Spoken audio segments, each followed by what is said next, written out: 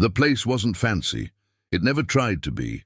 Murphy's Tavern sat at the edge of town, like a tired veteran itself. Old wood, neon signs flickering, jukebox humming soft country tunes that carried dust and regret. Friday night, soft laughter, glass clinks. Life. A woman sat near the corner. Wheelchair, quiet dignity, coffee instead of whiskey. Emily Carter, 35. Warm eyes, tired smile. Born fighter. Legs paralyzed after a car crash years ago. A crash caused by a drunk driver who never apologized. She didn't need pity. She lived without it. But the world doesn't always respect what it doesn't understand. The bell on the bar door rang, and trouble entered. A tall man in an expensive coat stepped in, flanked by two men in leather jackets. Everything about him screamed arrogance and danger. Luca Marone, owner of a dozen businesses, and none of them clean. Everybody in town knew him. Nobody said his name loudly. He walked like he owned gravity, and he hated being ignored. His eyes landed on Emily. For a moment, something flickered across his face. Not curiosity, annoyance. Like her presence offended the air he breathed. He strolled over, smug grin twisting his lips. "Well, well," he said loudly, earning attention. "What happened, sweetheart? Fall off the swing set and never got back up?" The room stiffened.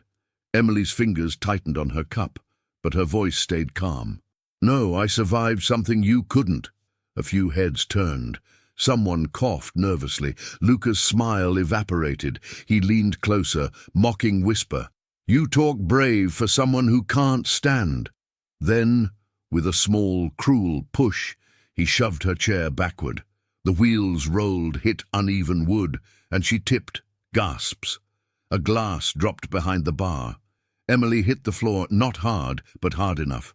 Hard enough to humiliate, hard enough to hurt pride more than body. Silence, shame, rage in the faces around, but fear froze them. Luca dusted his hands, laughed, and raised his voice. "Someone help the broken toy, will you?" His men snickered. No one moved, not yet. Emily braced her arms, trying to sit up, tears burning, not from weakness, but from the cruelty. Then the door opened. Boots stepped inside, polished, worn with miles, confident in a way you can't fake. Broad shoulders, strong jaw, eyes that had seen sand, fire, and brothers fall. His jacket said civilian. His posture said U.S. Marine, and his dog tags, faintly visible under his shirt, confirmed it. Gunnery Sergeant Cole Matthews retired, but Marines don't retire inside. He took one look, just one. Emily on the ground, wheelchair toppled, Mafia thugs laughing. His jaw tightened, slow, controlled anger, the kind men like Luca never learned to fear until it was too late. He didn't bark, didn't shout, didn't swear. He simply walked to Emily, lifted her with gentle strength, righted her chair and whispered, "You're okay, I've got you." Her voice trembled. "Thank you." He nodded once, the Marine way, not dramatic, just solid. Then he turned to Luca. The tavern air thickened. Luca scoffed. "Who the hell are you supposed to be? Her babysitter?" Cole didn't blink. "You put your hands on a woman in a wheelchair." His voice was quiet steel. "A Marine doesn't ignore that." Luca smirked. "You one of those tough guy veterans, huh? Newsflash. This town doesn't run on war stories. It runs on fear, my fear." Cole's expression didn't change. He stepped forward once, slow. "You think you know fear." Luca laughed, but there was a twitch in it. Cole spoke again, gentle, chilling. "I've seen men who would have made you scream and beg freeze at the sight of what was coming, and I didn't flinch then." His eyes sharpened like a blade. "And I won't flinch now." Luca opened his mouth, a retort ready, when one of his men whispered urgently, "Boss." "What?" "That's Cole Matthews." Luca blinked. Silence fell. Whispers spread like wildfire. "He's the one from Helmand, right?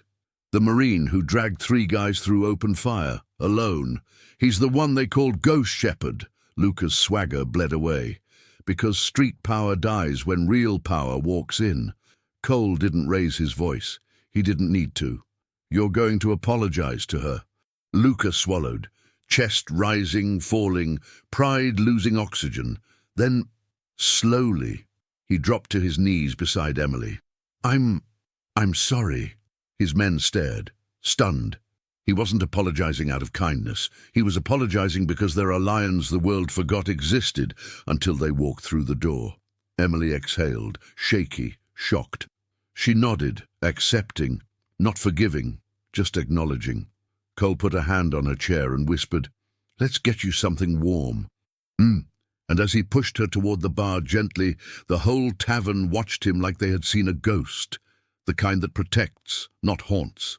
The Marine sat beside her. Luca remained kneeling. His world had just learned.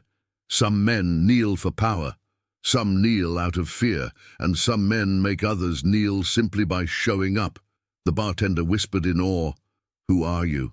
Cole glanced at Emily, then forward, eyes calm, deadly quiet. "A Marine. That's enough." Murphy's tavern didn't breathe again at first. Conversation didn't return. It cautiously approached, like a soldier testing ground for mines. Emily steadied herself in her wheelchair, fingers around her coffee mug, like she was grounding her heartbeat back into her body. Cole didn't look at Luca. Men who know violence don't stare at it. They measure it quietly. He faced Emily instead, voice low and gentle. "Sugar?" She blinked, surprised by the normalcy, the humanity of the question. "No, thank you." Her voice wasn't shaky anymore. That alone changed the room. Cole nodded. "Good. Thought I heard your dignity hit the floor harder than the chair." A breath of laughter escaped her, small but real. Behind them, the room slowly reset. A bartender polishing glasses to hide trembling, locals pretending the air wasn't heavier than a loaded rifle, and Luca's goons, frozen between anger and instinct. Then movement. Luca stood, pride bleeding at the corners of his mouth. He dusted off his expensive coat, ritual of men who think fabric means power. "I think we had a misunderstanding," Luca announced. The room didn't buy it, neither did the ceiling or the jukebox or time. Cole didn't flinch. He hadn't looked at Luca once since lifting Emily. He finally turned, eyes calm, not angry, and somehow that made Luca shrink more.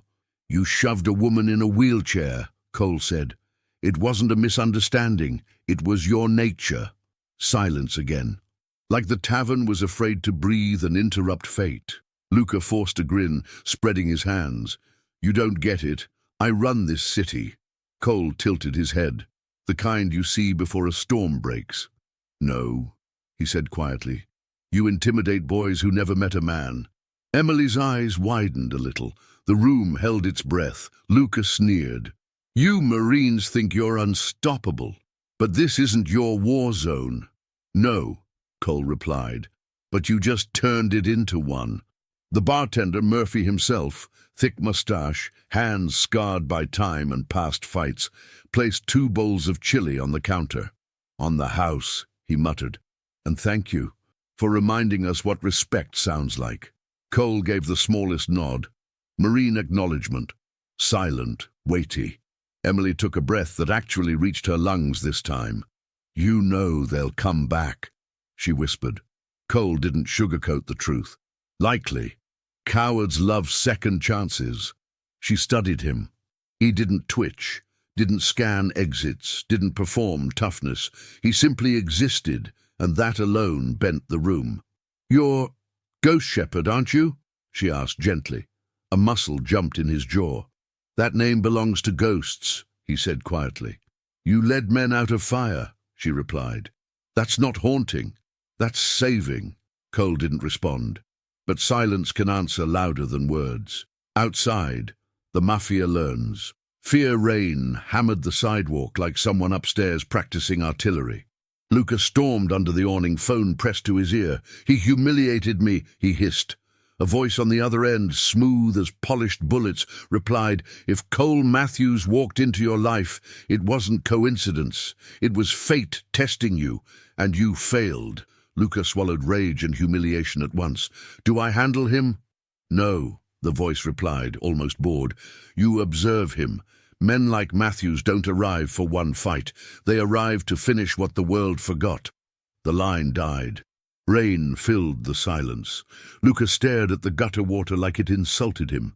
He didn't realize the fear starting in his bones wasn't about a Marine. It was about what Marines wake up. Inside, war memory. Wakes too. Back at the bar, Emily's voice was soft. "You don't look like a man searching for fights." "I'm not," Cole replied. "I'm a man avoiding reasons to finish one." She tilted her head. "You're not from here." "Used to be from everywhere a flag flew," he said. "And now?" "Now I follow people worth following, people who don't apologize for existing." Her hand brushed her wheel rim. "Not shame, not pity, just truth." "This chair doesn't define me." Cole nodded. "It doesn't. It just tells me you learned how to stand without legs." Emily exhaled. First breath that wasn't survival. Old soldiers recognize rank. Two old men at a corner table approached. Dusty hats, veteran pins. Eyes that saw things and didn't need to talk about them. "Gunny," one said, removing his cap like entering church. "I served. And thank you, this street was bending the wrong way." Cole shook his hand. Firm, short, no performance. "Straighten streets every day," he replied, "or they bend back faster than memory." The men nodded and sat again, a little taller. Emily whispered, "You ever get tired of carrying the world?" Cole shrugged like a man who already buried that question. "Carrying isn't the hard part. Choosing when to put it down is." The escort hours passed. Rain softened. Night breathed.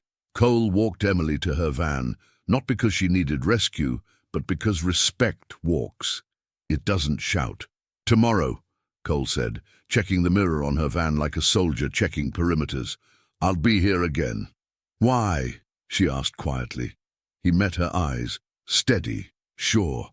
"Because wolves return, and I don't abandon people who didn't ask to fight." Her throat tightened. "And if they attack again?" Cole adjusted his jacket. "Not bravado, just readiness. Then I remind them some men don't kneel, they teach kneeling." Emily smiled, small, brave. "See you tomorrow, Shepherd." He didn't correct her. He just nodded once and watched her drive away into the rain. Then he turned back toward the bar, where war didn't exist, yet violence waited in the dark like a hungry thing. Cole's boots tapped against the wet pavement. No fear, no burning anger. Just quiet inevitability. He returned inside and told Murphy, "Bad men might return tomorrow." Murphy grunted. "We know."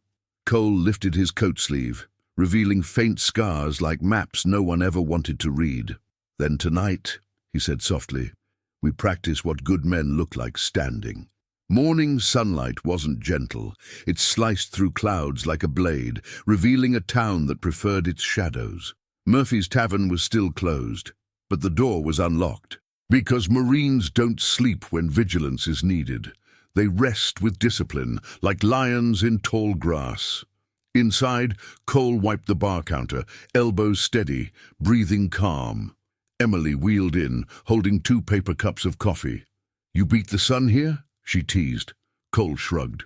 "Old habit. Sun doesn't win unless I let it." She passed him a cup. Steam curled between them like trust, forming slow and steady. "Did you sleep?" she asked. "Enough to function," he said.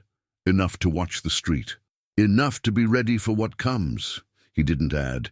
"Enough to wake from nightmares without breaking the world again." Emily studied him quietly. "You know, you could leave," she said softly. "Walk away. This isn't your burden." Cole took a sip. "I don't walk away from good people," he replied, "and I don't let poison breathe where children drink water." She smiled faintly. "Then this town just won the lottery." The door opened, not with force, but with confidence. 2 men walked in, suits crisp, shoes polished enough to see lies in them. They scanned the room, controlled, calculated, not Luca's usual dogs.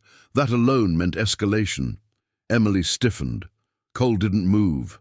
Still, silent, present like a mountain. One of the men spoke. "We're looking for Cole Matthews." "What's the nature of your concern?" Cole asked. Formal, calm, not giving rank, not showing fear.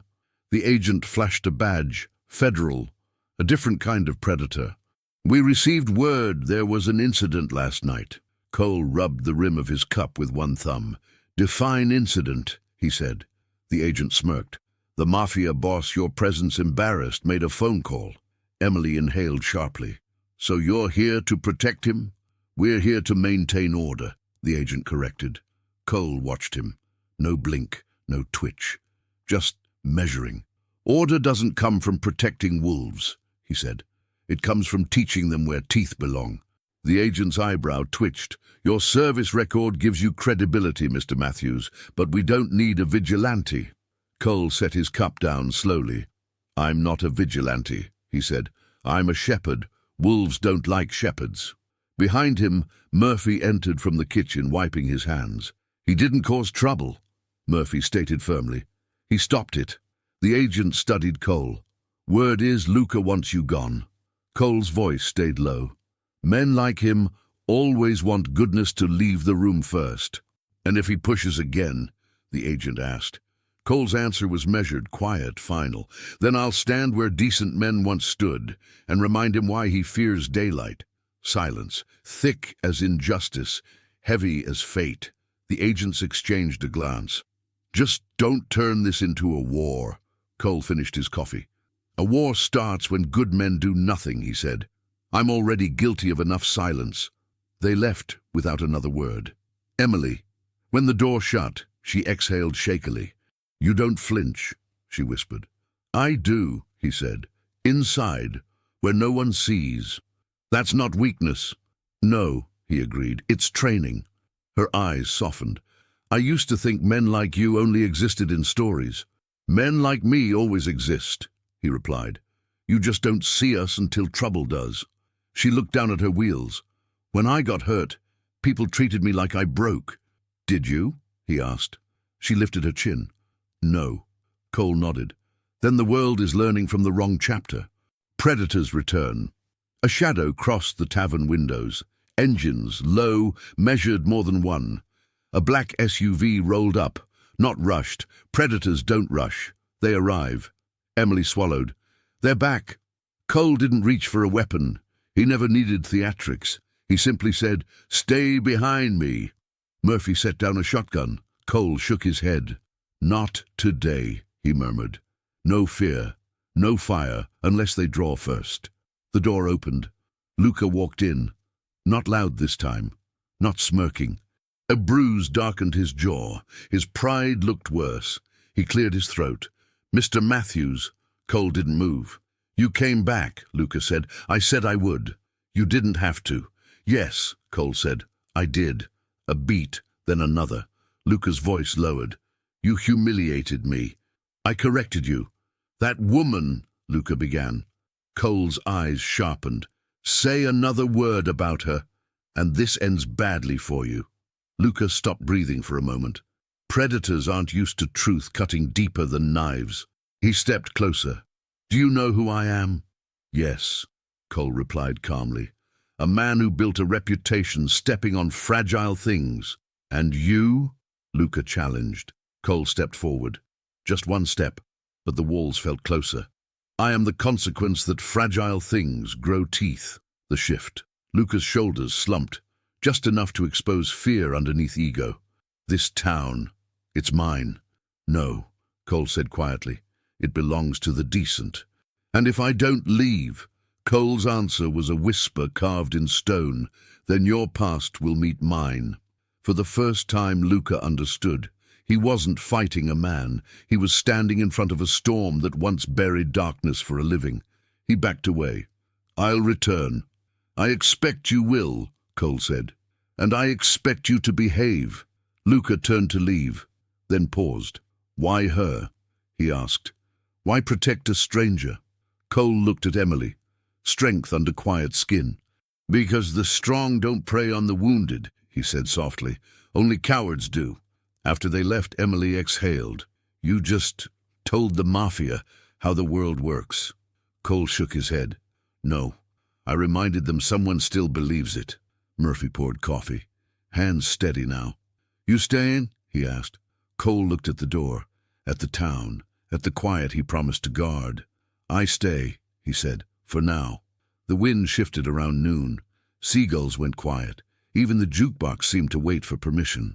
Murphy's Tavern had a new rule on the chalkboard: respect or leave. No hashtags, no threats, just policy. Emily arrived with a bag of pastries and that teacher's aura that makes rooms behave. Cole had already mapped exits, checked sightlines, and moved the high-top tables into a configuration only a Marine would notice. Cover without clutter, visibility without panic. "You turned a bar into a lesson plan," Emily said, amused. "Lesson 1, Cole replied, taping a small flashlight under the counter. "Bad men prefer darkness. We make our own light." Murphy grunted approval. "Lesson 2, he added, racking a towel over his shoulder. "The door swings both ways." They almost sounded cheerful. Almost. The street went still. A sedan rolled past, slowly. Too slowly. Tinted windows, clean plates. The quiet kind of wrong. Cole clocked it without turning his head. "Different crew," he murmured. "Luca?" Emily asked. His hand. Someone else's fingerprints. The car stopped at the curb. 2 men stepped out. Not local muscle, city sharp, hands soft, eyes cold. They walked in carrying nothing. That was the problem. "Kitchen," Cole said to Murphy softly. "Now." Murphy didn't argue. He vanished. Emily wheeled behind the bar's corner as planned. Not hiding, holding. Cole stood like an unmarked pillar. The first man smiled with half his mouth. "You're Cole Matthews. According to my dog tags. You embarrass powerful people." Cole didn't return the smile. "Some people embarrass themselves. I provide witnesses." Half-smile man's partner leaned an elbow on the bar like he owned it. "You staying long, Shepherd?" The name floated between them like a dare. Cole's eyes didn't move. "I haven't decided." "You should," the man said. "Now." Emily felt her heartbeat steady. Fear had burned off. What remained was clarity. "What's the message?" Cole asked. Half-smile shrugged. "Simple. Pack. Leave. Bar stays safe. Girl stays safe." "Woman," Emily corrected. Both men finally glanced her way, surprised not by her voice, but by the way it cut clean. Cole tapped the bar with 2 knuckles. "Your mistake was walking in here thinking we were alone." The men scanned the room again. Veterans at 2 tables, a couple of dock workers, a postal carrier on late lunch. No one looked tough. Everyone looked decided. Half-smile checked his watch. "Tick-tock, Shepherd." Cole sighed, almost bored. "You boys still think time answers to you." He stepped a fraction closer, low voice, calm like thunder before it speaks. "Here's your return message. You don't control this room. You don't control this street. And you don't speak about her again." The partner's jaw clenched. "Or what?" Cole didn't flex. He didn't raise his voice. "Or your boss learns what it costs to keep pretending he's a storm." Silence. Then Half-smile chuckled like a man about to do something petty. He rapped the wood twice and headed for the door. "Suit yourselves." On the way out, the partner flicked a match and dropped it into a metal trash can by the vestibule. The flame took like rumor. The wrong kind of fire. "Murphy," Cole said, already moving. "On it!" the owner shouted, exploding from the kitchen with a fire extinguisher. Cole kicked the can clear of the doorway, grabbed the burning liner with a bar rag, and flipped it onto wet tile. Murphy drowned it in foam. Emily triggered the back exit alarm, the loud, ugly kind that draws neighbors and phones with cameras. By the time the 2 men realized it wouldn't burn, 3 locals had filmed their plates. A delivery driver across the street shouted, "Got the whole thing!" Half-smile froze, calculation failing him for once. Cole just pointed at the smoke-stained rag on the floor. "Tell Luca his message arrived," he said. "Tell him mine went out louder." The men retreated, suddenly eager for oxygen. Outside, sirens woke up in the distance, not for anyone in the bar, but for the idea that this neighborhood had decided to be awake. Emily grinned despite herself. "You planned the alarm." Cole shrugged. "Fire's loud. Accountability should be louder." Murphy clapped him on the shoulder. "Lesson 3, neighbors beat gangsters." The phone call. Luca stared at his phone like it had insulted his bloodline. He listened to the report twice and didn't interrupt once. "An alarm?" he asked finally. "Yes," half-smile said. "And cameras." "You lit a fire," Luca said flatly. "Just a can," the partner protested. "A warning." "A warning," Luca repeated, tone turning surgical. "You drew attention. You warned the town. You warned the law." He hung up. The older voice, the one from yesterday, called 15 seconds later. "Is the shepherd still standing?" it asked. Luca didn't bother lying. "Yes." "And your men?" "Wet, filmed, famous." A gentle sigh. "Listen to me, Luca. Wolves that play with fire burn the forest that hides them. You are not to set any more fires. You are to do one thing, understand why he stayed." Luca's eyes moved, calculating. "Ah," he said slowly, "the woman." "Not the woman," the voice corrected, annoyed. "The town, the idea of her. He is guarding something bigger than one person." Silence flowed a beat too long. "And if we break the town?" Luca asked, voice turning eager. "You don't," the voice said, suddenly cold. "Because it's already breaking on its own. Men like him arrive where the dam is leaking. Find the leak, not the lion." The line clicked dead. Luca stared out his office window at nothing and saw a mirror instead. The drill. By late afternoon, Murphy's looked like a bar again, but it moved like a unit. Cole ran a quiet drill no one called a drill. "If a fight starts at the door," he asked. "We pivot tables to create lanes," a dock worker replied. "Who keeps eyes on the back?" Cole asked. "Postal," the carrier said, tapping his chest. "Who stands down first?" Cole asked. "Everyone," Emily answered. "We only stand up to protect. We don't perform." Cole nodded, satisfied. He turned to Emily. "You good with the route we practiced?" She spun her chair, rolled behind the side cabinet, then through the narrow gap to the back hall. Smooth now, no sticking points. "Timed it," she said, smiling. 11 seconds. "Make it 9 next time," he said. She saluted playfully. "Yes, Gunny." The room laughed, soft, grateful, alive. The message they didn't expect. At dusk, the door cracked open again. A boy, maybe 13, poked his head in, thin, scared, wearing a hoodie 2 sizes too big. He approached the counter with a paper bag, shaking. "This is for Mr. Matthews," he said. From nobody." Cole took the bag carefully. Inside, a cheap flip phone, a map of the waterfront, and a single sentence on a receipt. "They'll grab the chair when she loads the van." Emily's blood went cold. Cole's didn't. It heated, slow, controlled, focused. He leaned to the boy. "Where did you get this?" The kid swallowed. "Back of a deli. Guy said I'd make $20 if I gave it to you." Cole placed a 20 on the bar and closed the kid's fingers around it. "You earned this," he said. "Now you earn another by forgetting our faces and going home safe." The boy nodded and fled like the door owed him freedom. Emily looked at Cole. "They're not after you." "They're after leverage," he said. "Cowards collect it where they can reach." He unfolded the map, circled a loading zone near the pier. 20 minutes, he said. "They'll try before it gets fully dark." Murphy's jaw set. "What do you need?" Cole lifted his eyes. "A quiet street, 3 parked cars that just happen to block a bad idea, 2 neighbors who know how to yell at the right time, and a camera phone with a good battery." "You got all that," Murphy said, already moving. Emily touched his sleeve. "What about me?" He looked at her. Not like a protector deciding, but like a commander trusting. "You stay in the van," he said. "Doors locked, engine running, headlights on the mirror.